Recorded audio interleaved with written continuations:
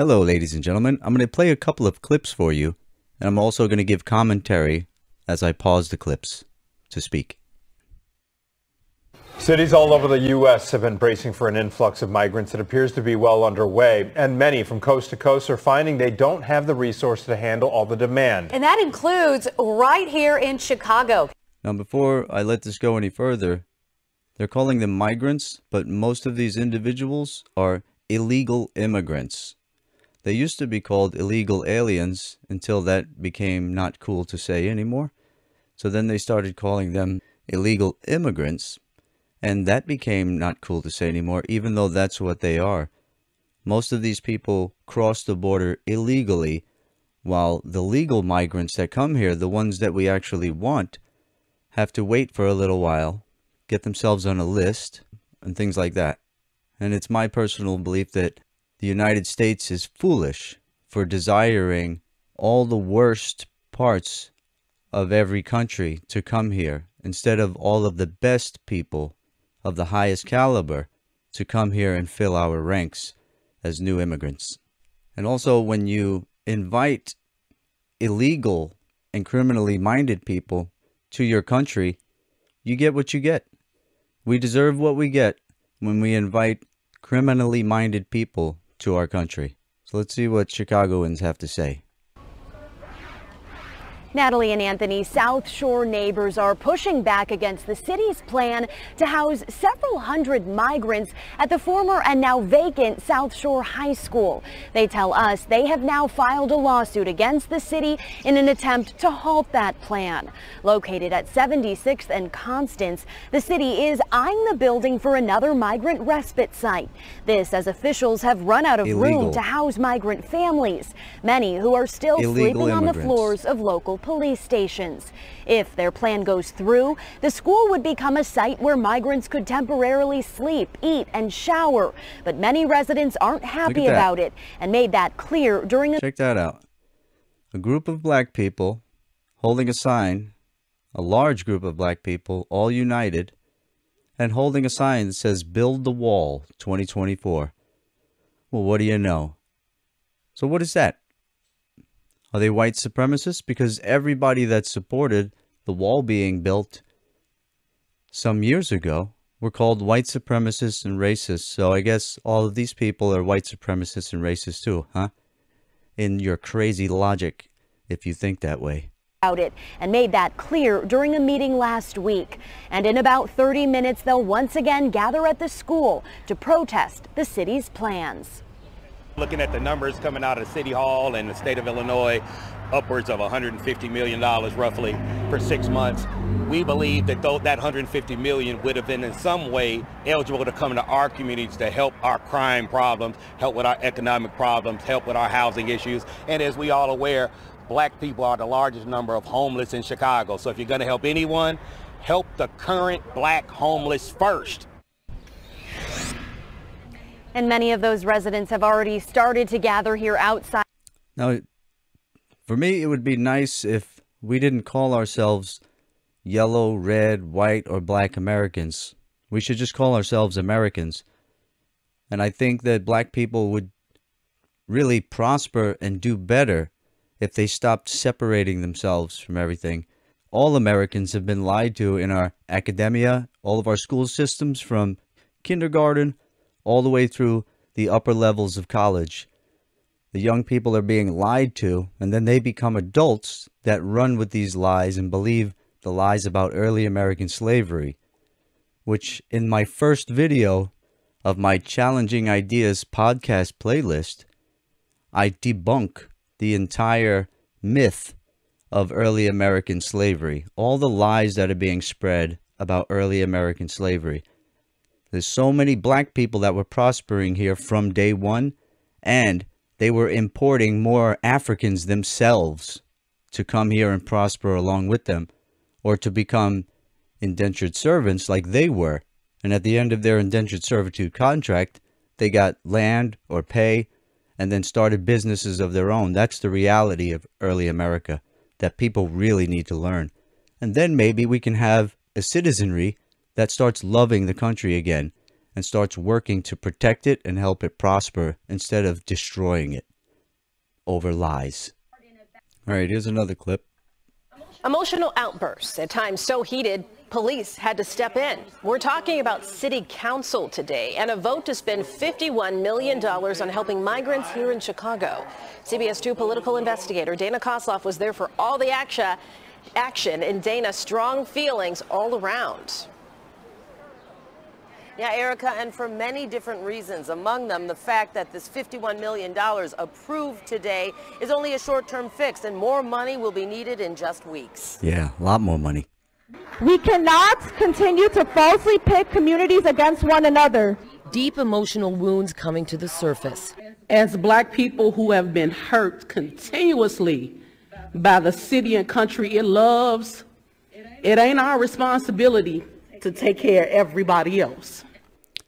See, this is another person that doesn't know the actual real history of early America, and they run with these lies and feeling sorry for themselves, so they want all the handouts instead of the handouts going to new groups of people. That's really what this is all about. They want the money that's being spent on the illegal immigrants. So if they were taught, and I really wish more of you would educate your fellow Americans and everybody around the whole globe about early American slavery and the reality of it. We don't want to have to recall anybody. We don't want to have to protest anybody, but we are not going to be ignored, Brandon. Mayor Johnson. Many in Chicago's Black community and the city council speaking out against spending $51 million to house migrants, asking when will the help for them finally become a reality. And it cannot be put on. Now let me tell you what's going to happen. I'm going to predict what's going to happen next. I believe that the people of Chicago are going to start attacking migrants. A lot of the Black residents of Chicago, I even saw a news clip, I couldn't find it, but there was some guy talking at one of the meetings there, and he was saying, if you guys don't get this under control, we're going to take control of it in the streets ourselves.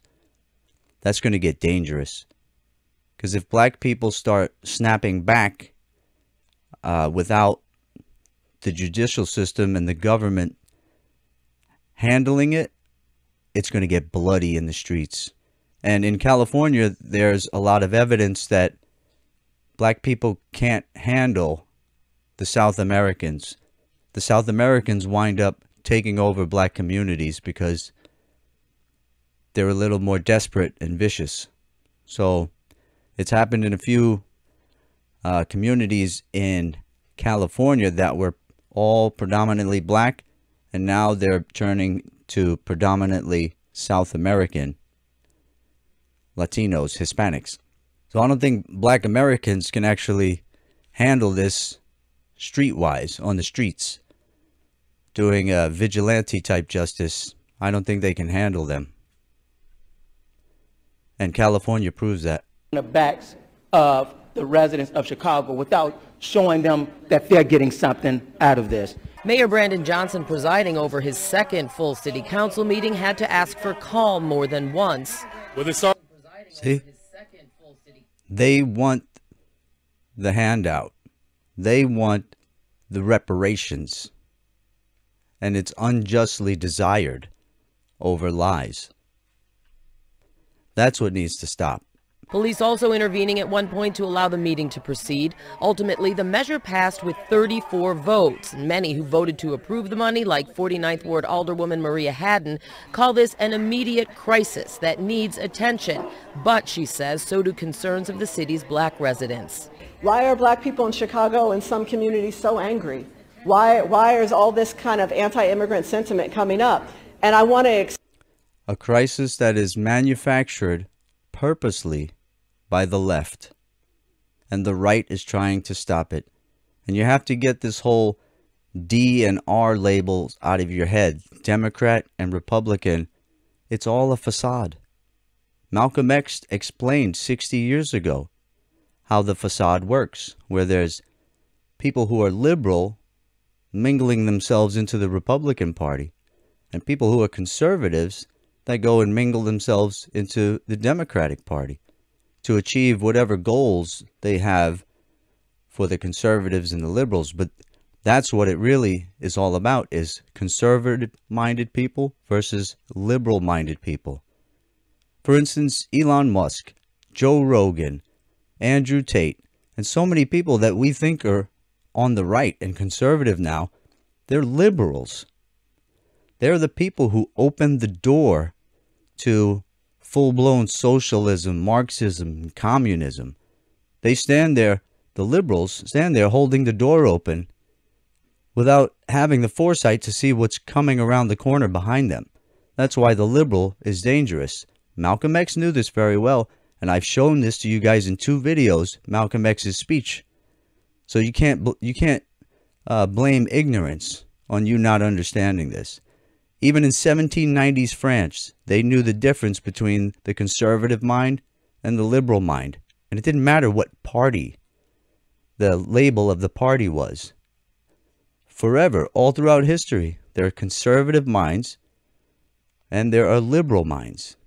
The liberal mind is the mind of change and revolution at any cost and at any amount of destruction.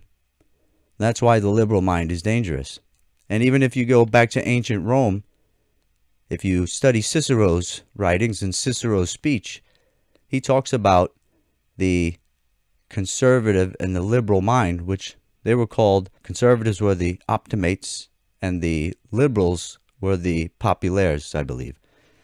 So just because they had that label, it's still understood that they were conservative versus liberal minds trying to achieve political goals. And all you have to do is watch Malcolm X's speech, and he lays it out beautifully about how liberals are so deceptive, and they use marginalized groups or things we call protected groups that our government has designated as a political football.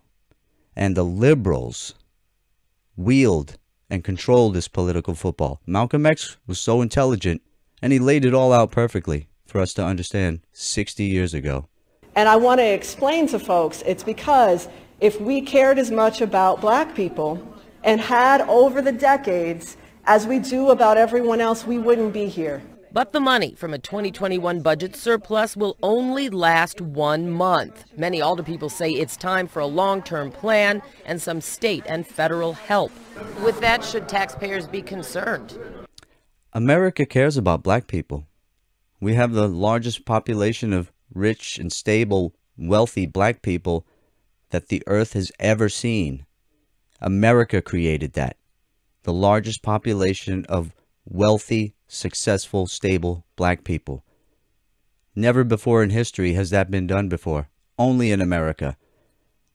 That's why we have to teach them the real history and the reality of things going on. There are more poor white people than anyone else in America. There are more homeless white people than anybody else in America. Teach that, and we can turn this thing around.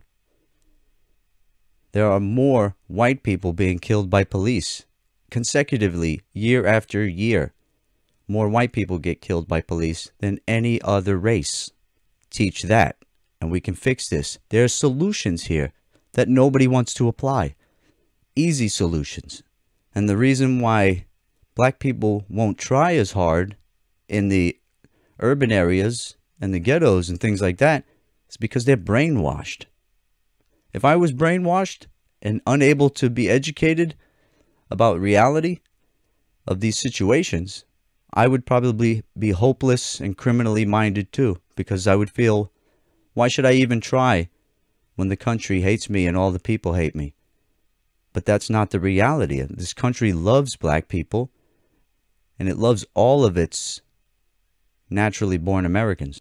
Black people need to own this country and love it because they were here from the beginning, along with Native Americans as well. Were prospering from the very beginning.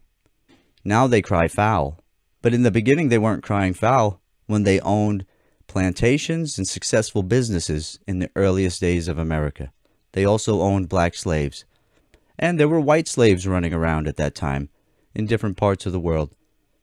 The Barbary slave trade, where millions of white and Europeans were captured and put in slavery by Barbary pirates.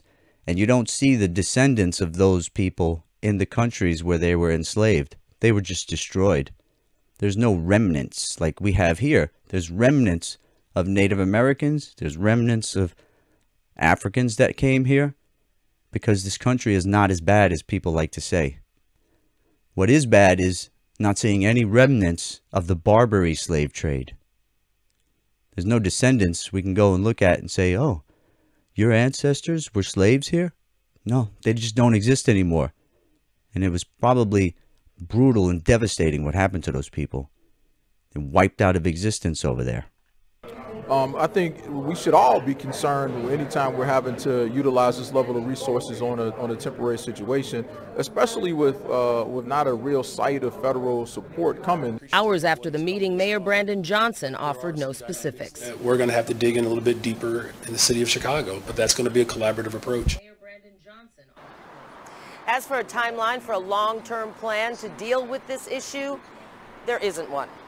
I'm live outside Chicago City Hall in the Loop. Dana Kozlov, CBS 2 News. Dana.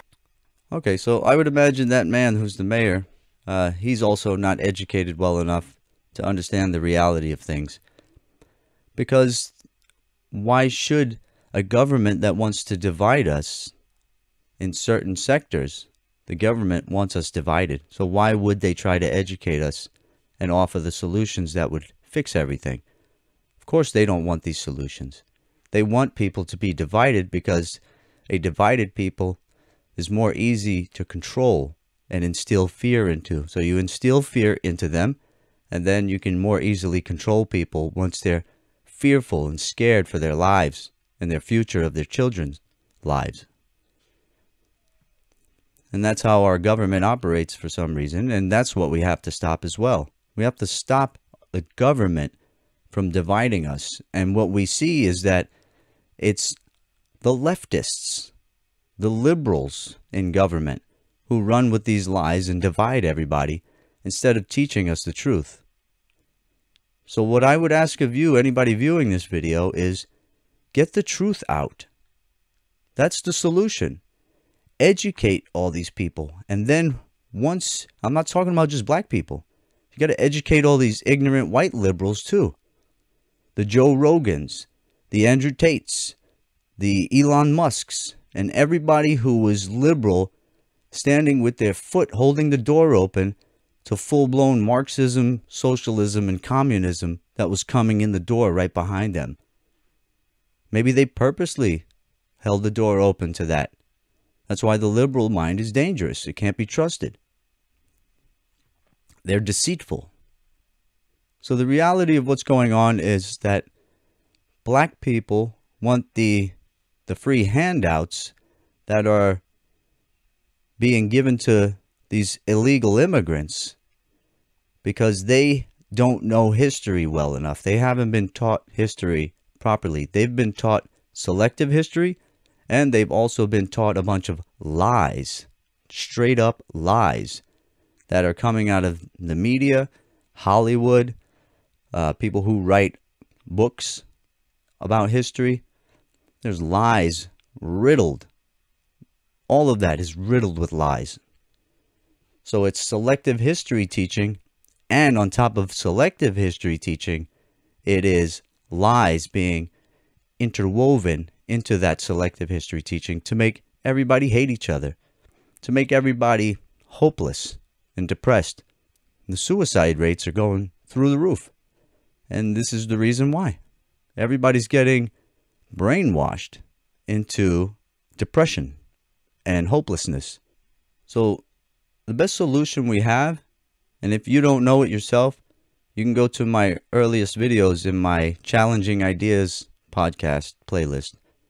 Watch those and try to prove it wrong, doing your own research. And if you can't prove it wrong, you're just going to have to accept it.